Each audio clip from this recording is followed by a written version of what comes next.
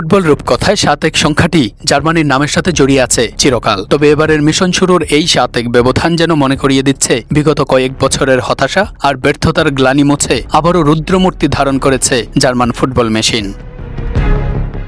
Defence থেকে attack, মাঠের প্রতিটি প্রান্তে নিখুঁত জ্যামিতিক নকশায় খেলেছে জার্মানি। প্রথম ম্যাচেই এমন গোল উৎসবের পর প্রতিপক্ষ শিবিরগুলোর জন্য নিশ্চিতভাবেই এক বড় সতর্কবার্তা। ফুটবল বোদ্ধাদের মতে এই জার্মানি চেনা ছন্দের চেয়েও অনেক বেশি ক্ষুধার্ত, অনেক বেশি ভয়ঙ্কর।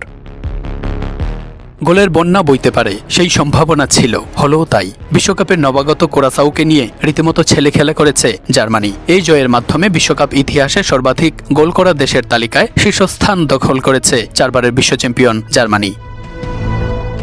সোমবার অনুষ্ঠিত গ্রুপ পর্বের ম্যাচে কুরাসাওয়ের জালে ৭ বার বল পাঠানোর পর বিশ্বকাপে জার্মানির মোট গোল সংখ্যা দাঁড়িয়েছে ২৩৯টি। এর ফলে তারা ছাড়িয়ে গেছে ৫ বারের বিশ্ব চ্যাম্পিয়ন ব্রাজিলকে। বিশ্বকাপে ব্রাজিলের গোল সংখ্যা ২৩৮টি। বিশ্বকাপ ইতিহাসে সর্বোচ্চ গোলদাতা জার্মানির মিরোস্লাভ ক্লোসা, তার নামের পাশে রয়েছে ১৬ গোল। গ্রুপ পর্বের প্রথম ম্যাচেই জার্মানির রাজকীয় শুরু। এখন দেখার বিষয় এই বিধ্বংসী রূপ ধরে রেখে পঞ্চমবারের মতো সোনালী ট্রফিটা বার্লিনে নিয়ে যেতে পারে কিনা।